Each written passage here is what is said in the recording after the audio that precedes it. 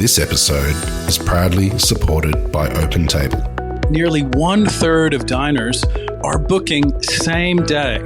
So they're making those decisions on the spot. And 10% are making their bookings within just a few hours. And so it's why it's so important to have booking software like OpenTable, which allows your diners to discover you. And so when restaurants are on platforms like OpenTable, they're much more likely to be discovered. We help diners to connect to restaurants. Ultimately, having technology, using technology, helps you to reattach to those diners. Experience the power of OpenTable. For an exclusive offer, visit restaurant.opentable.com.au/DITW. I'm really flattered when dairy farmers or kids, like people, adults who grew up on dairy farms at farmers markets, and that they'll say to me, "My God, this reminds me of when I was a kid and, we used to drink from the vat."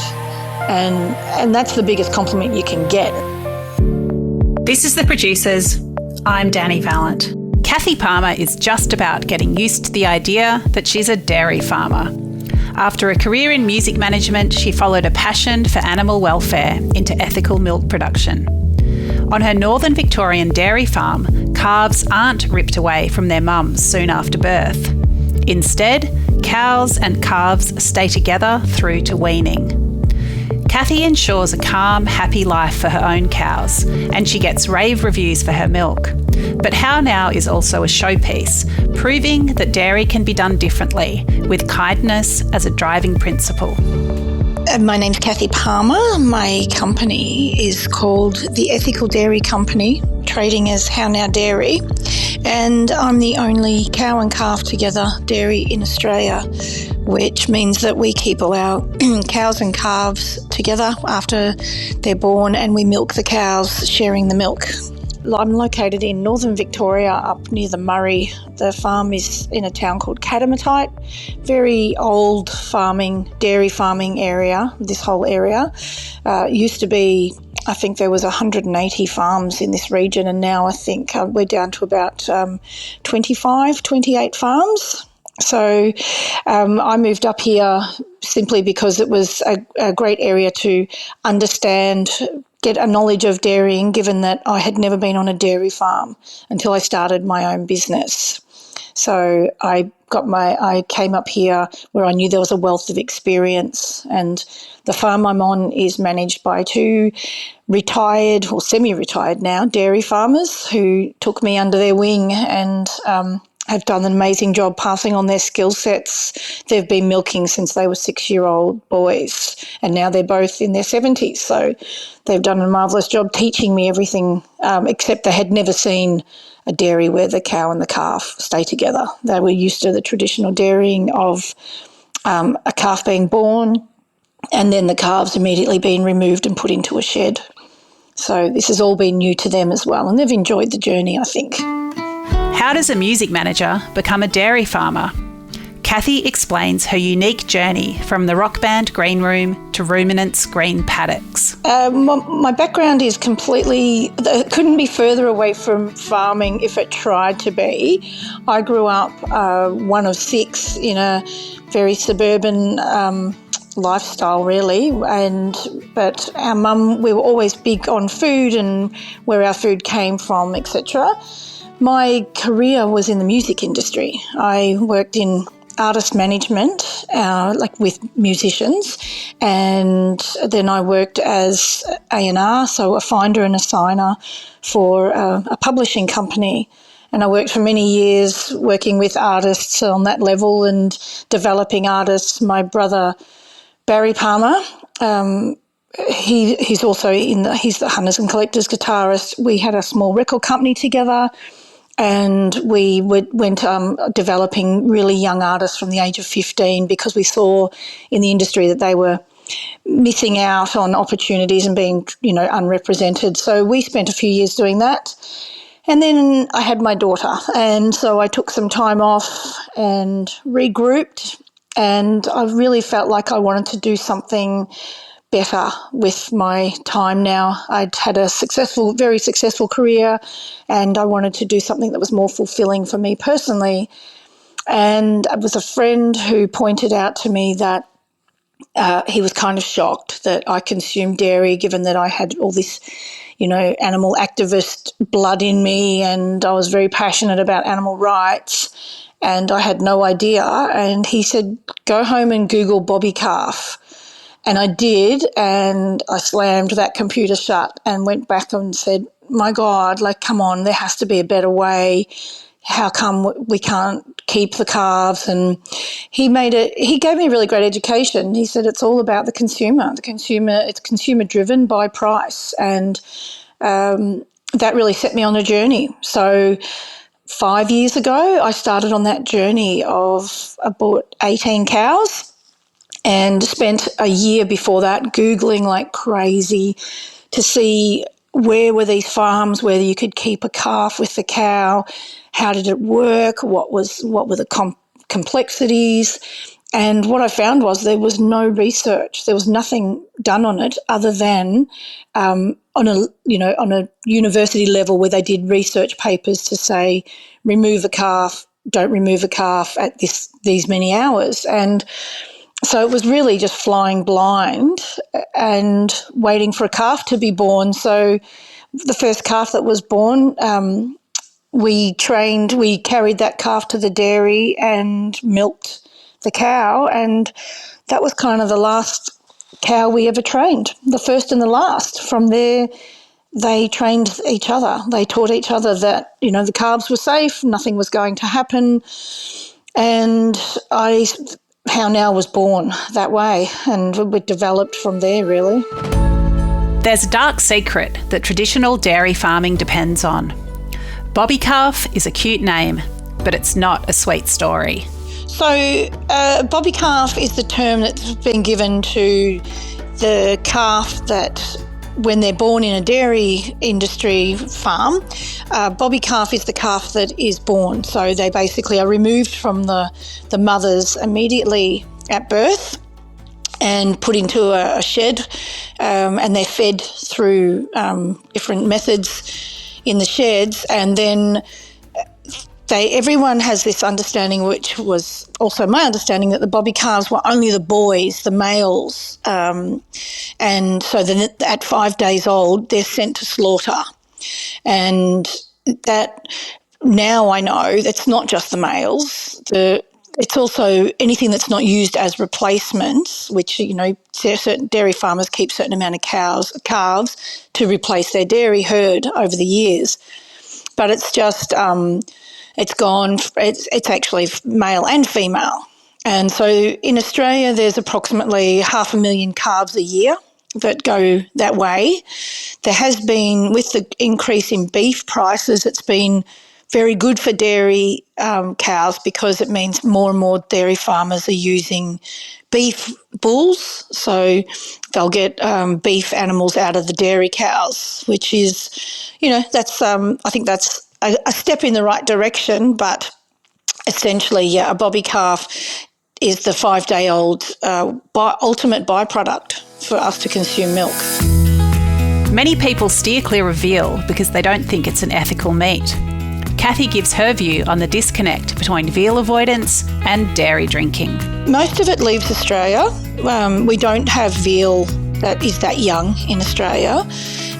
Most of it will leave here, can be served outside of Australia, but ultimately a lot of it ends up in pet food and those kind of products, like waste products. And I did an interview with Gary Megan a couple of years ago, and we had this interesting conversation about veal. And I said, because he said it got suggested to him once that anyone who drinks milk should eat veal.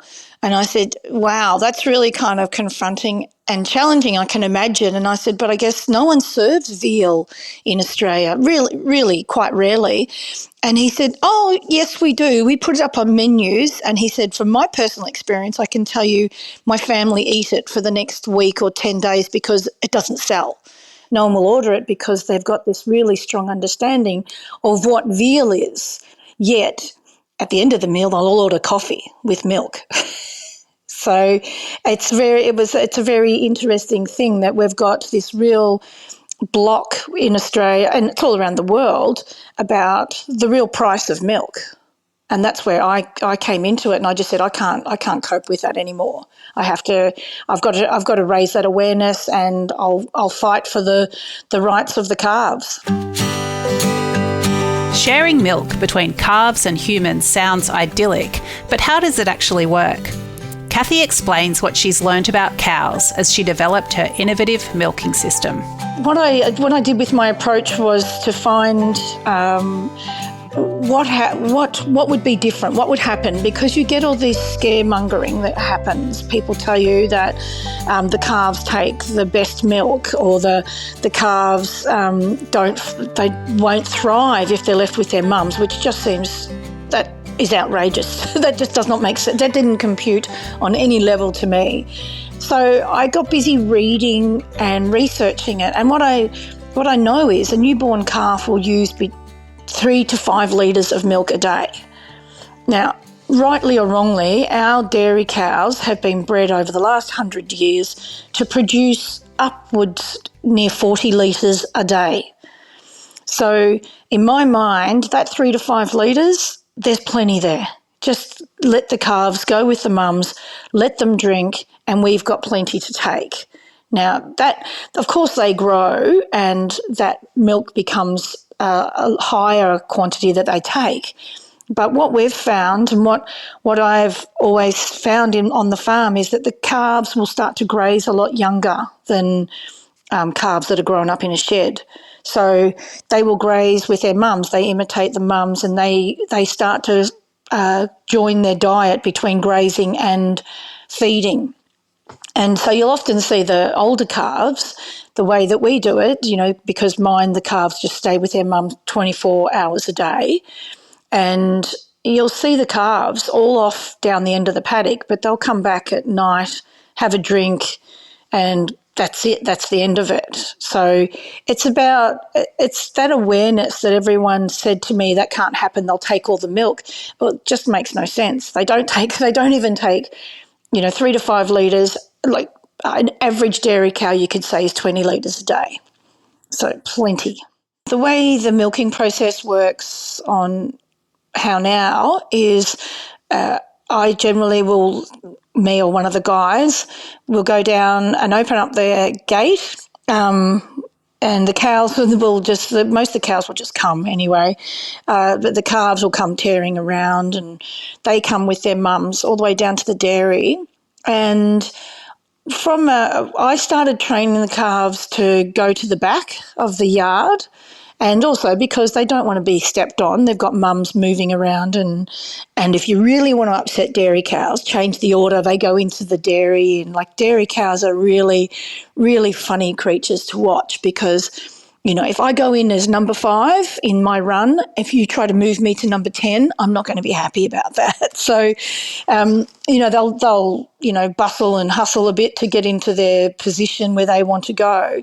So the calves I just found that they were quite happy to gravitate towards the back of the yard, and they just curl up. If it's, sunny, they'll just curl up. The bigger ones might get out and run around a bit, but they will just curl up, and then mum goes into the dairy, gets milked, and comes back around. So they're all in the same yard together. And I've had a few calves go into the dairy with their mums, and they just usually stand there and look around, and because they want to be one of the big girls. And then they'll just, when the mums come out, they join back up with the calves and take their calf off and head back down the paddock. Milking cows is one thing. Getting milk to market is another. Cathy explains the How Now approach to processing and distributing milk. Up until the beginning of this year, my milk was always processed off-site. So I would milk for a couple of days and then run that milk all the way to Melbourne, so nearly 3 hours, and have it bottled and then distributed out there through I've got a driver that runs around. But this year I've started processing my own milk. So I've set up a factory in our little town called Numurkah, and I now process the milk in batches. So I can do 2 milkings, and then we process all that milk and send it off. Most of the milk is all sold in Melbourne, in surrounding areas of central Melbourne, so IGAs and more of those food produce stores. Macedon Ranges is very popular for How Now. So it seems to be where there's a really strong understanding of where your food comes from. And I don't think, contrary to what everybody tells me, because there's a bit of a feeling that How Now is very expensive, and that there used to be a bigger price difference, but now milk has gone up a lot in price. So a litre of How Now is about $2.75, whereas a litre of normal, any old pure or whatever milk will be $2.20. So it's not a big price difference anymore. But what I have found is there's regions where people actually will they put their money where their mouth is. They live by that standards and say, I found out about it and now I would only drink How Now. And, one thing that really does get me going, Dani, is there's a lot of talk when I on socials. I spend time looking around socials, people talking coffee is one of the things that really kind of gets me going, because there's a lot of talk about where they get their beans from, single origin, whether it's fair trade and all those wonderful positive aspirations towards having coffee from a really great place. And then there's no thought given to where the milk's coming from. And often, if I talk to people in cafes, their answer would be, oh, yeah, but mate, your milk's just too expensive to have in a cafe. But I'm looking at their coffee beans and I'm knowing that they're paying premium price for coffee beans. But there's there's a real blank spot where there's no understanding of milk. And I know if people saw ads of what it looked like, it would change it overnight. But I refuse to go down those negative messaging. I only try to stay with positive messaging. So, at the moment there's that ad on television about the pork. And I've had people writing to me about that and saying, oh my God, it reduced me to tears. So, it's that awareness. And I have conversations all the time with the RSPCA about RSPCA approved milk, and that's not going to happen in Australia. They just won't do it. Milking cows have been bred for generations to live alongside humans. Cathy delights in the personalities among her herd and what her cows have taught her. Oh my God, they are the most hilarious animals. They have such strong personalities. And so some dairy cows, like in some ways, I guess they're like humans. Some of my most beautiful cows don't like to be pat. They don't like you to come near them and pat them. But they're so placid and calm and friendly, but they like that distance. I've got other cows that you can't stand still because, you've got to remember some of them can be 400, 500 kilos and they want to rub their head up and down your leg like a dog, except, that would be 400 kilos of head rubbing. So they've got very unique personalities, and some of them are, they'll follow. They'll all be motivated by feed. Others are motivated by scratches. I've got one that's called Auntie, and we call her Auntie because she will feed anybody's calf. She will just make herself available like a wet nurse to anybody that wants a drink. So she's really from the it takes a village theory, I think. And some of them have Candy is one of. I've now got three of my calves who were born into the system now in the dairy. So there's Candy and Mia and Lola, and it's amazing to see them. And the 2 older dairy farmers, Ken and John, they've commented on it to see a first-time dairy cow, which they call a heifer, come into the dairy, and often that's a very scary situation. So before the first timer calves, dairy farmers will run them through the dairy shed. Well, we put ours in the dairy shed when they start becoming adults, just so they can walk through and see it, have something to eat. And so when we've brought them in after they've calved, these guys who have seen everything have commented that they've never seen cows come in, like heifers come in like this. They're just so much more relaxed.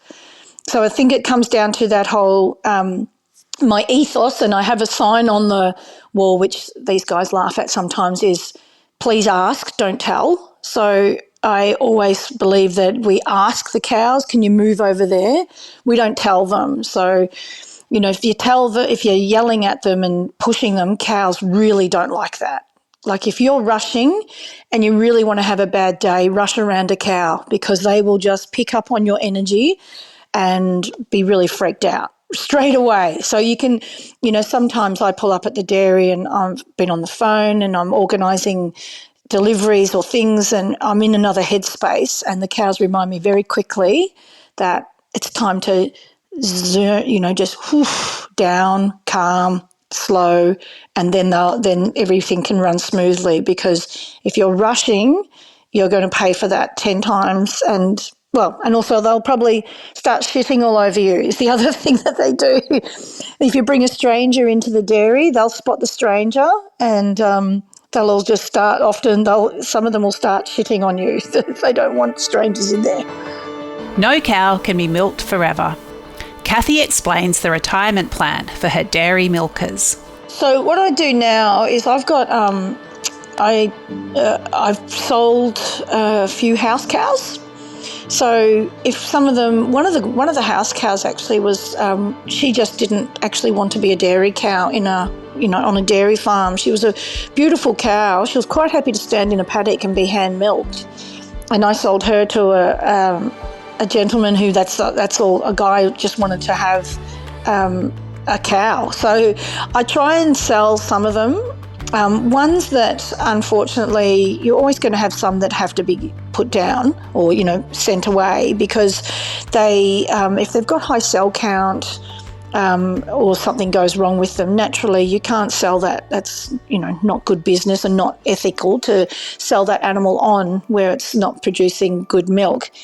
But I'm also I've got a bit of a retirement village going, because that's going to be part of my business going forward, is that for people to be able to come and visit the ex-dairy cows, because I only milk usually between 40, maximum is ever 50 at one time.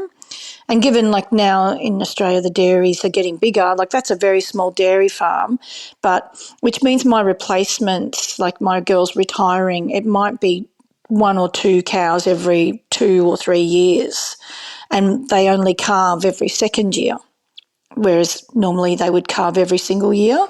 So the process, that probably sounds very confusing. The process is, so they will come in, they get into calf, and then they will just say, if it's a first timer, then they have normal gestation is like a human, 9 months. And then once they have their calf, they will be in the dairy my girls will be in there for up to a year. And so the calf will be weaned off at around about 6 months. Then they will stay in the dairy for another few months, and then I would join them. And I join mine with sexed semen and polled. So that means only females being born and without horns. So you don't have to cut horns off. So you can buy all that now for artificial insemination. And so, and so then they have 9 months of waiting again. So, that's 2 years from start to finish minimum. How now cows stay with their calves as nature intended, but there's plenty of science in this unique system too. Cathy talks tech. It's really fascinating. I found out that I couldn't be certified biodynamic because they deem what I do as genetic modification. And I don't see it that way at all. It's because it's gender selection in a petri dish, and so it's genetic. The stance is that is called genetic modification, which scientifically it's not. So I think it's a wonderful use of science where you can say, rather than have a 5-day-old calf that is going to be slaughtered, at 5 days old, why? If we can use science to produce a cow, a female, without horns, which is just less things that you have to deal with once they're born, that's a fantastic way to go. And dairy cows have been bred for a very long time off the most quiet. If there's a quiet cow, they will breed from her continuously. And so you've got these cows now, which, they're in such close proximity to humans that it could be very confronting. Like, I've seen beef cows and I find them very kind of scary almost, because they don't have as much connection to the humans, whereas dairy cows, you have to work with them. And that's what I'm always saying. It's like working with the animal, and I think science gives us all these other opportunities to keep doing things ethically much more sound, and and also a much more manageable future, because milk and dairy consumption, I don't think the numbers that we're being told in media, like how everyone's switching to plant-based milk, that's not very real when you look at the milk that we've got from the dairy world. When you see the numbers of they talk about it in milk solids, so it's in kilos. You see those demands, and it's going up. It's not going down, because cheese and all these other dairy products that are coming onto the market. And already in Australia, we're importing a large percentage, because our pool of milk is just decreasing year on year, because the price of milk has just pushed so many farmers out. And we're importing milk like a lot from New Zealand, but that scares me, the future of where else they could be importing milk from. In the future, it could be coming from, China, where we've got no kind of knowledge of animal welfare or feed or anything like that, any of those restrictions. Have you ever done the Wheat Bix test? Cathy shares some of her favourite How Now reviews. Well, I do a lot of blind tastings with people just for fun, just to because I'm biased. So I will ask people to try it who I know have big milk drinkers. And what comes back to me time and time again is that there's this richness and creaminess in the milk that they haven't experienced for a long time. The number one comment I always get is, "My God, your milk reminds me of milk of when we were kids." And I'm really flattered when dairy farmers or kids, like people, adults who grew up on dairy farms at farmers markets, and that they'll say to me, "My God, this reminds me of when I was a kid and, we used to drink from the vat." And that's the biggest compliment you can get, essentially, because it means it's as untainted and unprocessed as you can possibly get it. Because I only do unhomogenized milk, because all the good proteins and the fats that are in milk, when they homogenize the milk, they whip it so on a really high speed, and it smashes all those particles. So that means a lot of the goodness is already destroyed right there. And there's a lot of goodness in milk for protein and calcium, and especially Australian milk, because we know that a lot of them, most our dairy cows are on grass. They're not being fed, too much grain. So my feeling is, when people talk to me about them, they say it's really different. The only explanation I can have for it, and it's not scientific, I haven't found a test for it, is I do believe cortisol, because there's a lot of talk about cortisol in meat and stress, being a stress indicator. And there's no way known there's any cortisol coming from my cows when they're being milked and and their lives. Their lives are very fulfilling, and they don't have a calf and then have it taken away from them immediately, so there's none. I did have a dairy farmer friend who said to me, I looked at my cows one day and I thought, I wonder if they just live every single day depressed. And I was heartbroken that she said that to me. I said, I can't believe you think like that. And she said, I look at them and I think they just see their heads down and I think, have I created a depressing life for you? And which was, I don't see that. My cows don't, they show their personalities. They're full of personality and they're sprightly, and I think the milk, I don't know, it demonstrates all that. I did get this one rave review, which only in Australia, I loved it. This guy wrote to me one day, called himself very much a milk critique. He liked to critique milk, and he said, I consume a lot of milk. And he critiqued my milk over his Weet-Bix. And it was the most gold review I've ever had. He talked about the smooth texture, the lovely aftermouth feel, and the creaminess of it. And I said, that is just a review that, you can't pay for, mate. That's gold. It's not the life she planned for herself, but Cathy is deeply committed to her ethical dairy. She explains what she loves about what she does. I love everything about it. I really do. I never dreamt that, when I was sitting in an office on a computer every day of my life, that I would be walking in paddocks with cows. I love watching them. I love watching their personalities, and I love challenging the system. I think our mum always raised us. And Mum and Dad always told us, I think I said there's six of us, and that if you wanted something, you just go for it without any kind of arrogance. We had, no money at all growing up, but none of us ever had this feeling of, we can't do that. That's all too hard. And so when I decided to go dairy farming, it didn't occur to me the absurdity of it in a way. So,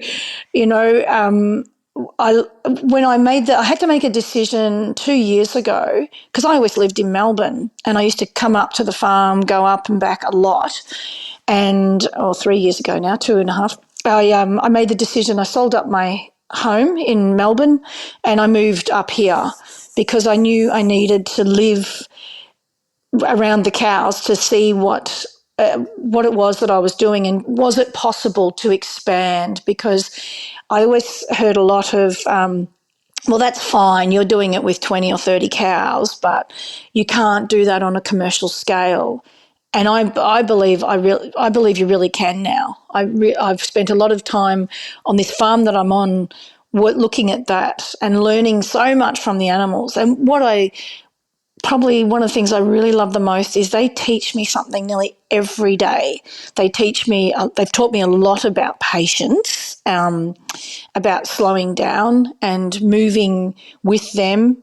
You've got to really drop your energy levels down and be calm. And so that's a really good reminder sometimes when we're on our phones and we're caught up in that business, kind of side of the business side of the business, that, you're just too busy and you're not, stopping and looking. And I will love, when I get the opportunity, one of my favourite things is to go and sit in the paddock and work in the paddock with the cows, because that's a constant reminder of what I'm doing, that it's worthwhile, because, I'm certainly not doing this to get rich. But I see their happiness and I see what they reward me with. And I'll be sitting there on my computer and there'll be, a cow, they love to suck your hair. And so they'll be sucking my hair.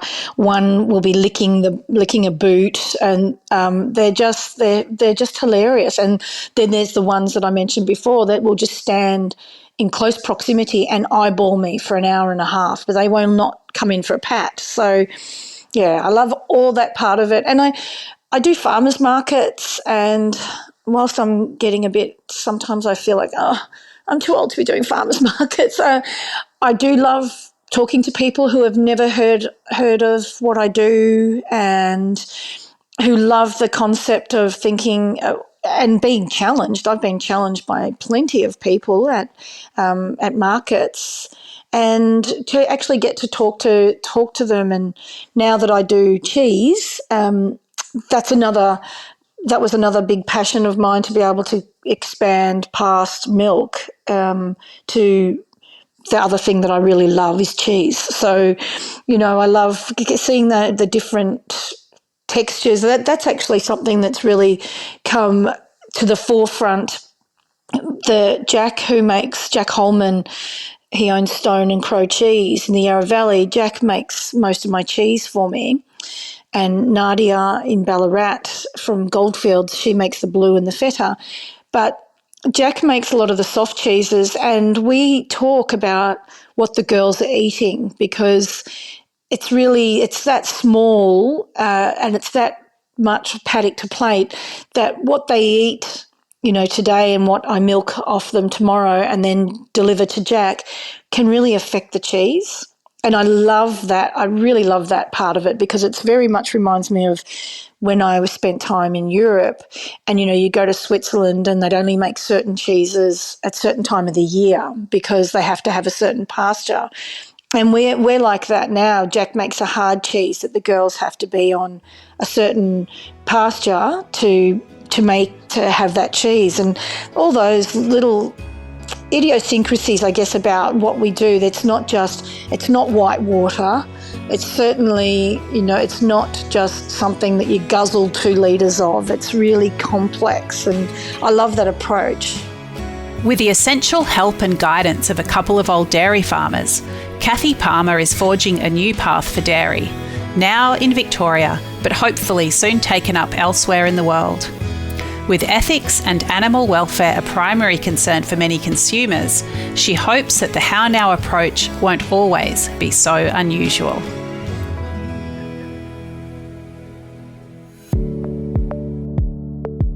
This is The Producers, a Deep in the Weeds production. I'm Dani Valent. Stay tuned as we talk to some of Australia's best farmers, makers and growers. Follow us on Instagram at Producers Podcast, or contact us via deepintheweeds.com.au.